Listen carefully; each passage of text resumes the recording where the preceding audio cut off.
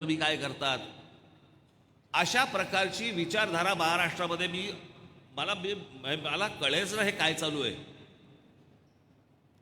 आत्ता राष्ट्रवादीमध्ये आहे, पण तो उभाटाकडे तिकीट मागतोय, कदाचित तुतारीकडे जाईल किंवा तुतारीकडनं आपल्याकडे पण येऊ शकतो. शेवटी आम्ही भुंगायचा का? मला कळत नाही ह्यांच्या घरचे जरी कशी ह्यांना साथ देतात.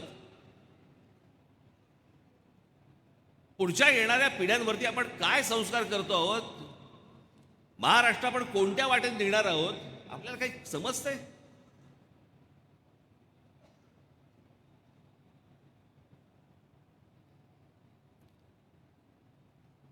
शरद पवार सांगतायत, मला एक गोष्ट नाही कळली कधी. शरद पवार सांगतात की आमचा पक्ष फोडला. तुम्ही काय केलं आयुष्यभर?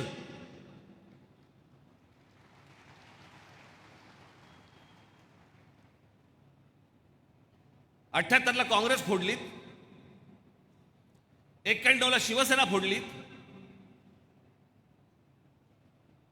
त्याच्यानंतर नारायण राणेंचं झालं, ते गेले, त्यांना फोडलं. तुम्ही कसल्या फोडाफोडीच्या गोष्टी बोलताय? आणि अजित पवारांबद्दल मी बोललोच होतो. इतके दिवस झाले, बरेच दिवस ओरडत होते, आता काहीतरी गुलाबी जॅकेट घालून फिरतात. कोणी सांगितलं मला माहिती नाही. भारतीय जनता पक्ष यांना स्वीकारतो तरी कसा या लोकांना? अजित पवार भारतीय जनता पक्षामध्ये यायच्या अगोदर 8 दिवस अगोदर पंतप्रधान नरेंद्र मोदी सांगतात की 70,000 कोटीचा भ्रष्टाचार केलेल्या लोकांना आम्ही जेलमध्ये टाकू. जेलमध्ये टाकायच्या ऐवजी मंत्रिमंडळात टाकलात.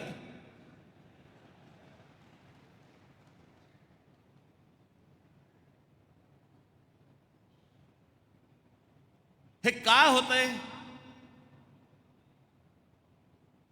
मी नेहमी तुम्हाला सांगत आलो, हे एवढ्यासाठीच होतंय कारण तुम्हाला गृहीत धरलंय. गृहीत सर्वांना तुम्हाला गृहीत धरलेलं आहे. काय कराल काय? तुम्ही कोण आहात? तुम्ही मिंदे लाचार या महाराष्ट्राचे सगळे तुम्ही फक्त नुसती जनता. आम्ही निवडणुकीच्या तोंडावरती येऊ, पैसे फेकून तोंडावरती मारू, मतं घेऊन जाऊ तुमच्याकडनं. तुम्ही काय करणार आहात? त्याच्यानंतर आम्ही वाटेल तसे आम्ही वागू, वाटेल तसे आम्ही पैसे ओरबाडू. आज ती लाडकी बहीण योजना काढली आहे, पैसे देत आहेत. कोणी मागितलं होते पैसे? मला आपल्याकडच्या राजकारणाचा उद्देशच कळत नाही, हेतूच कळत नाही. मागितले कोणी आहे तुमच्याकडे पैसे? आज या मी तुम्हाला लिहून देतो, या लाडक्या काय बहीण योजना आहे ना, गेल्या महिन्याचे पैसे येतील, कारण निवडणुका तोंडावरती आहेत. याही महिन्याचे येतील, पुढच्या महिन्याचे येतील, नंतर येणार नाहीत.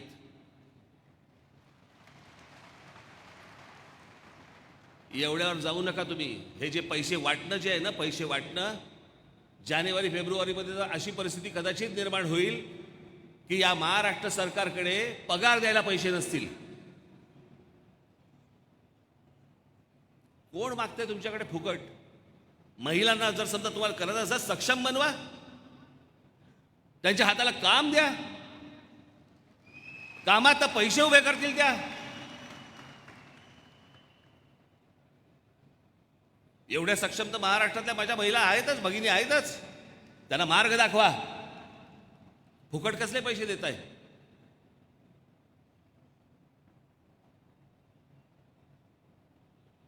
बेरोजगारांना फुकट पैसे, ह्याला फुकट पैसे, शेतकऱ्यांसाठी काय फुकट वीज. शेतकरी आमचा बांधव कुठे मागते फुकट वीज? तो म्हणतोय मला विजेमध्ये सातत्य द्या, थोडे कमी पैशात द्या, पण वीज तर मला मिळू देत. कोणी या देशामध्ये राज्यामध्ये काही कोणी कोणाकडे फुकट मागत नाहीये. ह्यांना सवयी लावायच्या आहेत लोकांना. आणि एकदा फुकटाच्या सवयी लागल्या ना की मग सगळ्या राजकीय पक्षांना त्याप्रमाणे वागायला लागतं. आणि सगळेजण त्या प्रकारच्या सगळ्या गोष्टी तुमच्यासमोर ठेवत जातात. नागडा होणार आहे महाराष्ट्र. आपण राज्य म्हणून काही विचार करणार आहोत की नाही?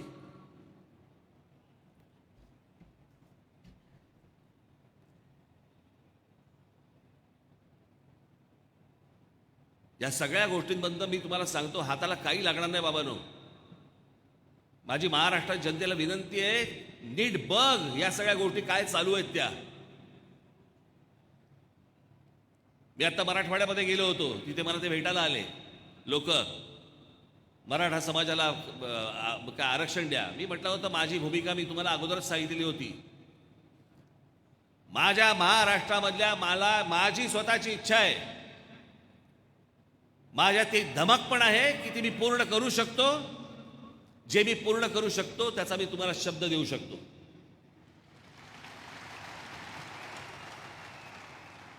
माझ्या महाराष्ट्रामध्ये माझ्या हातात सत्ता देऊन बघा. माझ्या महाराष्ट्रामधला एकही तरुण आणि एकही तरुणी कामाशिवाय राहणार नाही. प्रत्येकाच्या हाताला काम असेल, पण ते जातीप्रमाणे दिलं जाणार नाही.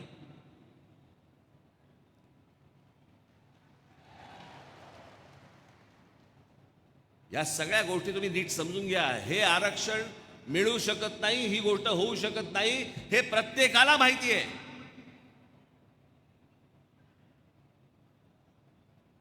हे फक्त खरं बोलण्याचं धाडस हा राज ठाकरे करतो, म्हणून कदाचित कोण लोकांना परवडत नसेल.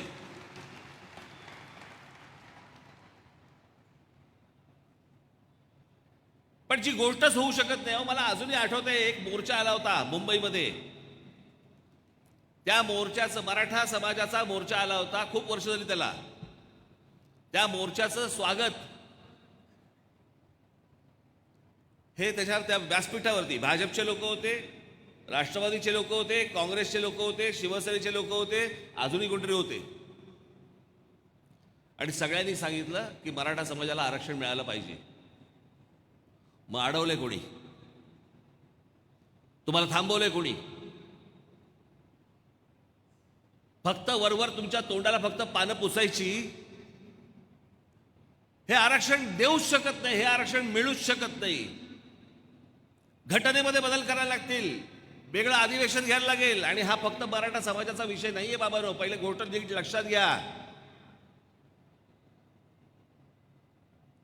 हा फक्त महाराष्ट्रातल्या एका जातीचा विषय नाहीये. प्रत्येक राज्यांमध्ये ज्या जाती आहेत त्यांचा पण तो विषय आहे. सगळ्या चव्हाट्यावरती आणावे लागतील. कोणाची हिंमत नाहीये, एकाही राजकीय पक्षाची हिंमत नाहीये. एक जर विषय काढला इथे महाराष्ट्रामध्ये, तर बाकीच्या सगळ्या राज्यांमधल्या जातीवरती डोकं वरती काढतील. प्रत्येकाला नाकी नऊ येईल. कोणी हा पुरवू शकत नाही, ही मागणी जी आहे ती पूर्ण करू शकत नाही. हे पहिलं ध्यानात घ्या.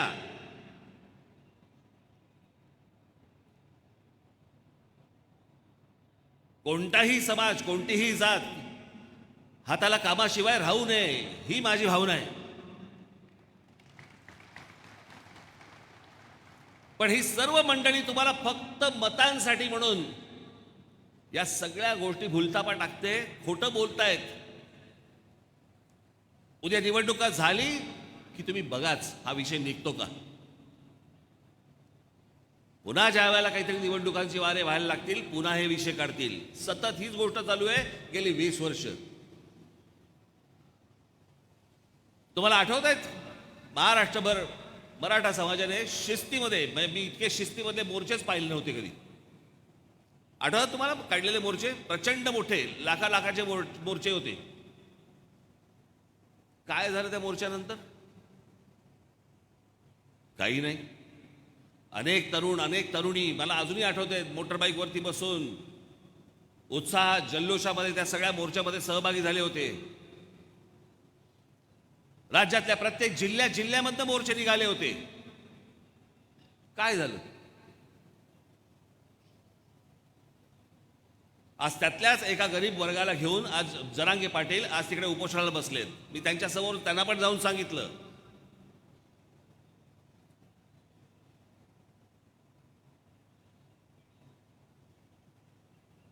मागणी आहे ना, मग कशी करायची हे पण सांगा.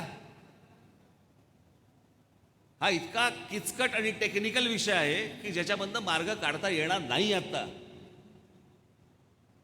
आणि हे सगळं शरद पवारांपासून सगळ्यांना माहिती आहे, सर्वांना माहिती आहे ही गोष्ट. मध्यंतरी काहीतरी एकनाथ शिंदेनी सांगितलं की आमच्याकडनं मराठा समाजाला आरक्षण मिळालं. अरे देऊ शकत नाही बाबा, ह्यांच्या हातात ते ती पॉवरच नाहीये.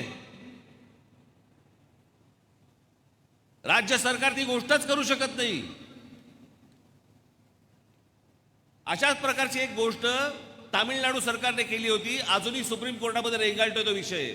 झालेलं नाही, होणार नाही.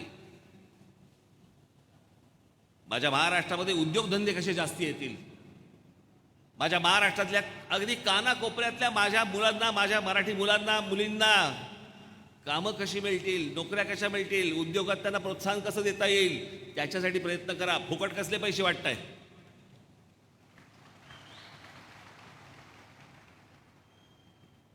आणि हे रॉकेट सायन्स नाहीये, हे काही रॉकेट सायन्स नाहीये की समजतच नाहीये. सहज शक्य आहे.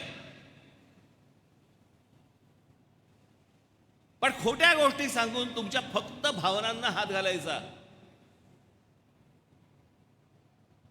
तुम्हाला आठवत असेल, एक 25 वर्ष 20 वर्ष झाली असतील त्याला, 18-20 वर्ष झाली असतील. समुद्रामध्ये शिवछत्रपतींचा पुतळा उभा करायचा. आठवतं तुम्हाला? मला असं वाटतं ती आता ते नाही आहे आमच्या, ते मेटे ना, विनायक मेटे हे त्याला तिकडे सरकारमध्ये असताना त्यांनी ही मागणी केली. स्टॅच्यू ऑफ लिबर्टीपेक्षा शिवछत्रपतींचा पुतळा हा 2 इंच उंच. कोण डोक्यात घालतं त्यांच्या मला माहिती नाही. मी स्वतः स्टॅच्यू ऑफ लिबर्टी पाहिलाय. तो किती उंच आहे तो पाहिलाय. बरं, स्टॅच्यू ऑफ लिबर्टीचा पुतळा हा फ्रान्स सरकारने त्यांना स्वातंत्र्य मिळाल्यावरती अमेरिकन सरकारला भेट दिला होता बनवून. आणि तो एका आयलंडवरती आहे, दगडी आयलंडवरती आहे. त्याच्यामुळे तिकडे काही भराव टाकायची आवश्यकता नाही आहे. शिवछत्रपतींचा स्टॅच्यू ऑफ लिबर्टीपेक्षा अश्वारूढ पुतळा मोठा उंच. आता एवढा जर समजा उंच पुतळा जर समजा झाला, मला शिल्पकला माहिती आहे म्हणून मी तुम्हाला सांगतो. घोडा केवढा झाला?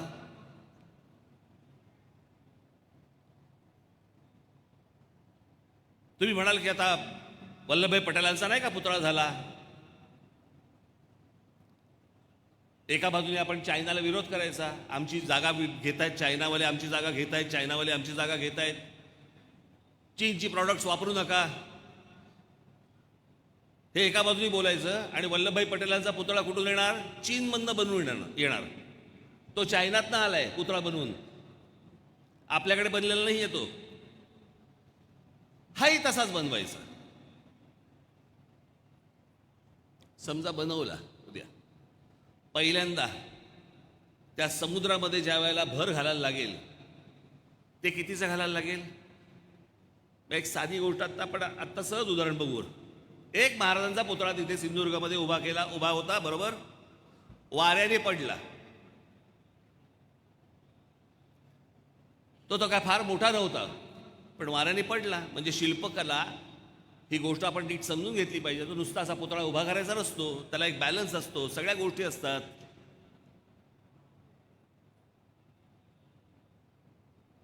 उद्या जर समजा तिथे तुम्ही जो भराव टाकलेला आहे तो भराव जर समजा खचला आणि पुतळा जर समजा हलला, काय होईल? तो भराव नुसता टाकून महाराजांचा जर समजा तशा प्रकारचा पुतळा उभा करायचा असेल, त्याला किमान कमीत कमी बोलतो मी तुम्हाला 15 ते 20 हजार कोटी रुपये लागतील.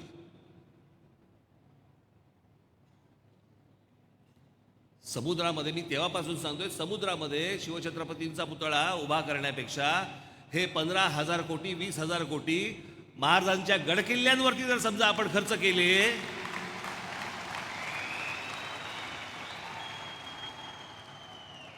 तर भविष्यातल्या येणाऱ्या सगळ्या पिढ्यांना आम्हाला सांगता येईल, अरे आमचा राजा कोण होऊन गेला, त्यांनी काय बांधलंय. अख्खा हा हिंद प्रांत हलवून टाकला ज्या माणसाने.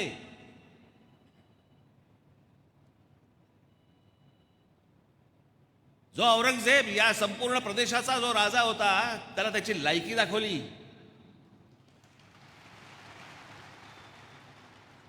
पुढची 27 वर्ष महाराष्ट्रात जाऊन ठाण मांडून बसला आणि इथे मेला. सांगताना काय सांगतात आमचे, 2.5-3 जिल्ह्याचा तुमचा राजा. 2.5-3 जिल्ह्याचा राजा, त्या एवढ्या मोठ्या राजाला इथं आणला आणि 6 फूट बाय 4 फुटामध्ये गाडला.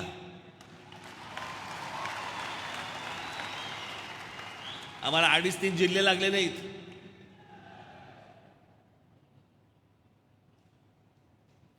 आम्हाला काय करायचंय, आम्हाला पुढच्या पिढ्यांसाठी आम्हाला काय करून ठेवायचंय, कसलाच विचार नाही, कसलाच विचार नाही. फक्त येऊन खोटं खोटं तुमच्यासमोर फक्त सांगायचं, उभं करायचं, सोशल मीडियाचं माध्यम वापरायचं. काही वेळेला तुमचे चॅनलवाले पण असतात त्याला सहभागी झालेले. एक तर महाराष्ट्राची भाषा, हे सगळे प्रवक्ते येतात तरी कोणती भाषा बोलताय तुम्ही. घाणेरडं, वाईट वगैरे या सगळ्या गोष्टी प्रत्येकाला बोलता येतात. कुठे बोलायचं, त्याला काही तारतम्य असतं की नाही.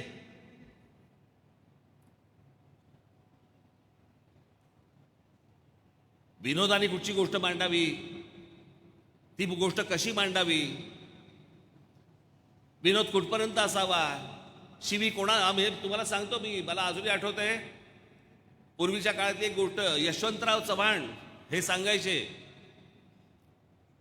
की प्रबोधनकार ठाकरे त्यांच्या भाषणामध्ये कधीतरी शिव्या देतात, पण तो विषय समजून घेताना जर समजा तुम्हाला ती शिवी कळली तर तुम्हाला बोध होईल की ते तुम्हाला काहीतरी सुचवतायत, सुनवतायत, काहीतरी चांगलं सांगतायत. त्या असल्या घालण्याशिवाय नाही.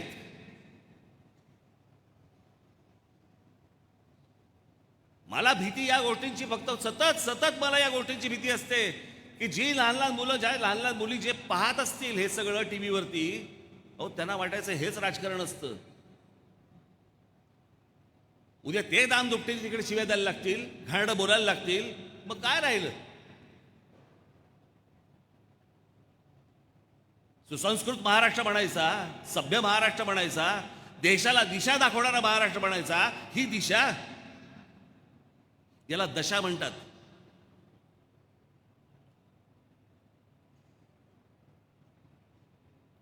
मी मागे ज्याला ठाण्याच्या सभेमध्ये किंवा माझ्या शिवतीर्थावरच्या सभेमध्ये म्हटलं होतं की शरद पवार हे स्वतः नास्तिक आहेत,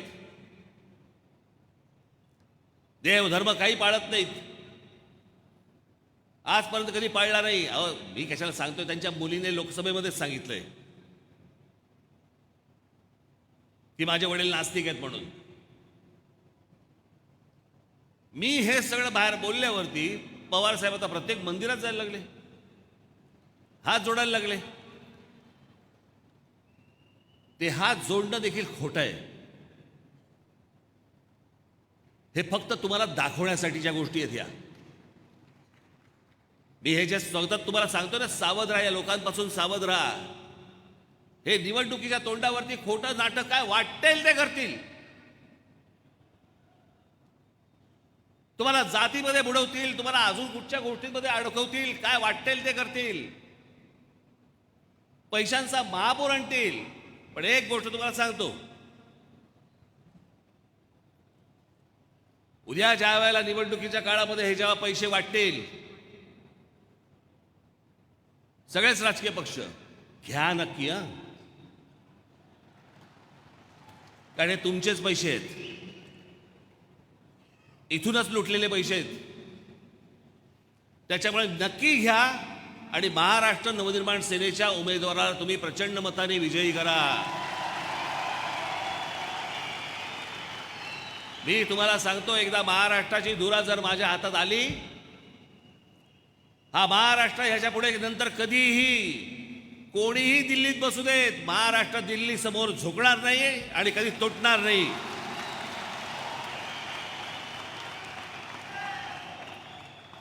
आपला अभिमान, आपला स्वाभिमान आपणच जगवला पाहिजे. कोणी येतंय आणि काही घेतंय. तुमच्याकडे येतात, तो एक उद्योगपती अदानी नावाचा माणूस येतो, विमानतळ घेऊन टाकतो, तुमच्याकडचे पोर्ट्स घेऊन टाकतो, तुमच्याकडच्या खार जमिनी घेऊन टाकतो. काही नाही आम्हाला पडलेली. कोकणामधली एक मोठी जमीन घेत आहेत. हे सगळे उद्योगपती येणार. मी तुम्हाला आज एक गोष्ट सांगतो आणि मी सांगतोय हे अत्यंत विश्वासाने सांगतोय, तपासून बघा. मी जे सतत सांगत आलो ना माझ्या कोकणातल्या लोकांना, माझ्या पश्चिम महाराष्ट्र लोकांना, माझ्या महाराष्ट्रातल्या लोकांना, जमिनी विकू नका. एकदा पायाखालची जमीन गेली ना की तुमचं अस्तित्व काही राहणार नाहीये.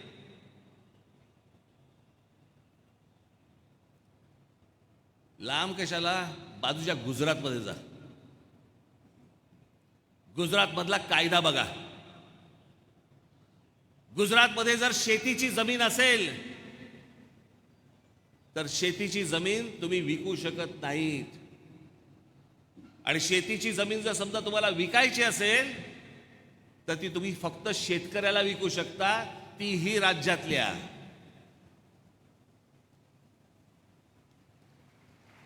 प्रत्येक जण आपापल्या राज्याचा विचार करतो, प्रत्येक जण आपापल्या माणसांचा विचार करतो. आमच्याकडेच फक्त सगळ्या गोष्टींचा लिलाव मांडला जातो.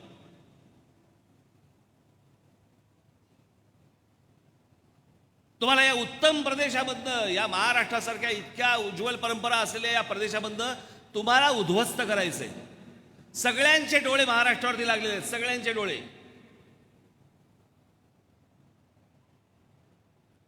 कोण येत आहेत, कोण जात आहेत, कोण काय करतंय, कशाला काही थांगपत्ताच नाही.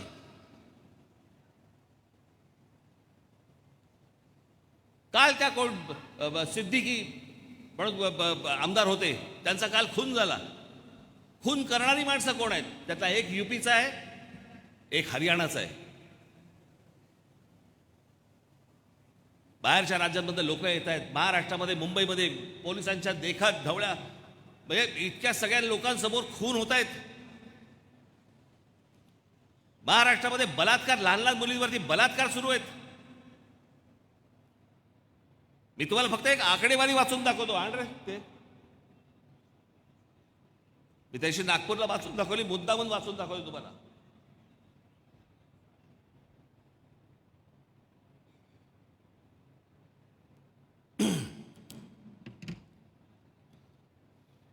(2017) मी अगोदरचा जात नाहीये. मी 2017 ते 2023 एवढेच फक्त मी महाराष्ट्रातले आकडे सांगतोय तुम्हाला.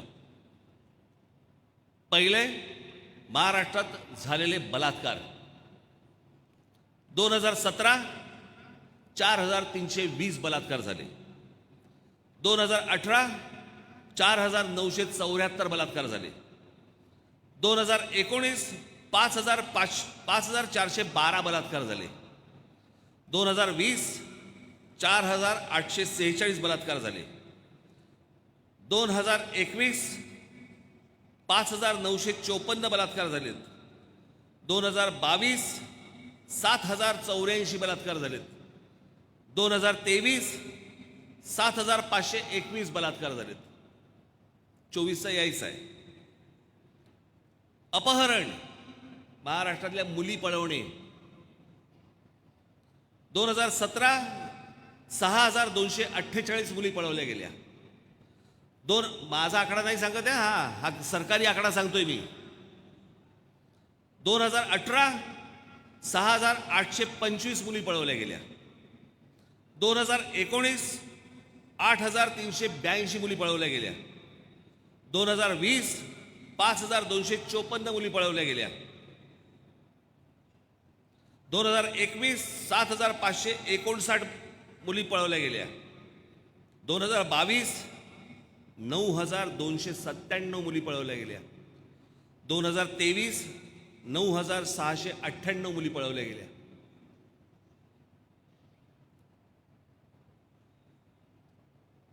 हुंडाबळी, नातलगांकडून होणारे अत्याचार, विनयभंग, लैंगिक अत्याचार, त्याच्यानंतर त्यांचे ते काय ट्रॅफिकिंग वगैरे जे चालतं वगैरे 2023ला हे सगळे गुन्हे जर समजा आपण पकडले, मी आता तुम्हाला जे वाचून दाखवले, तर 2023ला 47,381 गुन्हे आहेत.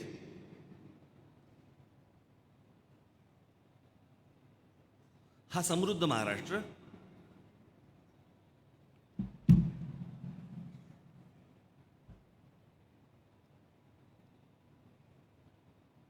बाईबद्दल काही जर समजा एखादी गोष्ट घडली तर रांजाच्या पाटलाच्या चौरंग करणारा आमचा शिवराय, या आमच्या शिवरायांनी काय सांगितलं, जी धाक भीती ती जी होती कुठे कुठे राज्यामध्ये.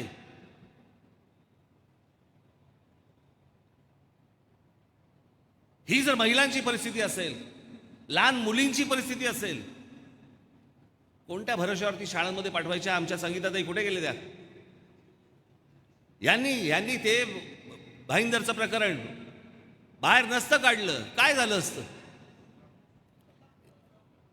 बदलापूरचं भाईंदरचं नाही, बदलापूरचं एका लहान मुलीला न्याय देताना त्यांनी हे सगळं प्रकरण काढलं आणि मग सगळ्यांना कळलं की असं असं झालेलं आहे म्हणून.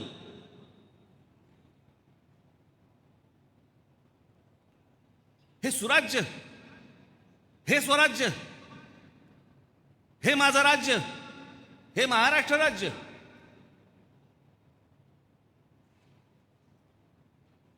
ज्या राज्याकडे बघून आतापर्यंत अनेक राज्यांनी स्वतः उभारी घेतली, प्रत्येक राज्यातल्या माणसाला वाटायला लागलं की महाराष्ट्रासारखं आम्हाला प्रगत व्हायचंय, तो महाराष्ट्र असा अधोगतीला चाललाय.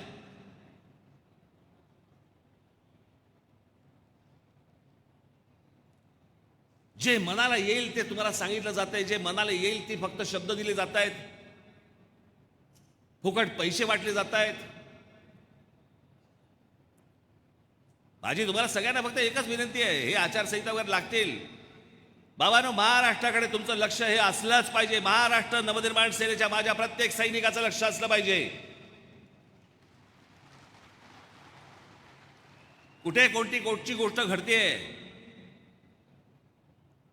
ही कशा प्रकारची फसवणूक होतीये, कशा प्रकारे जनतेला फसवलं जातंय, सर्वांकडनं कसं फसवलं जातंय, मला असं वाटतं ही गोष्ट सर्वात महत्वाची आहे. आणि म्हणून येणाऱ्या या विधानसभेच्या निवडणुकीला ना युत्या ना आघाड्या,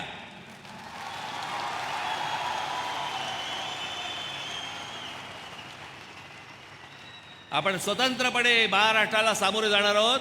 मी तुम्हाला नक्की सांगतो की येणाऱ्या विधानसभेच्या निवडणुकीच्या निकालानंतर महाराष्ट्र नवनिर्माण सेना हा सत्तेमधला पक्ष असेल, आपण एवढं लक्षात ठेवावं.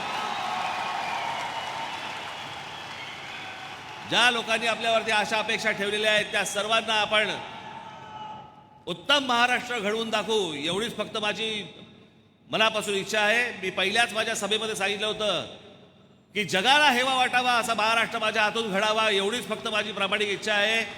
या राज्याची धुरा महाराष्ट्राने एकदा आमच्या हातामध्ये द्यावी एवढी एक विनंती करतो आणि आपल्या सर्वांची मी रजा घेतो. धन्यवाद. जय हिंद, जय महाराष्ट्र. धन्यवाद राजसाहेब. आपण आम्हा सर्व उपस्थितांच्या मनातली गोष्ट आज बोलून दाखवली. धन्यवाद. तुम्हा सर्वांचे धन्यवाद. आजच्या या मेळाव्याची सांगता राष्ट्रगीताने होईल.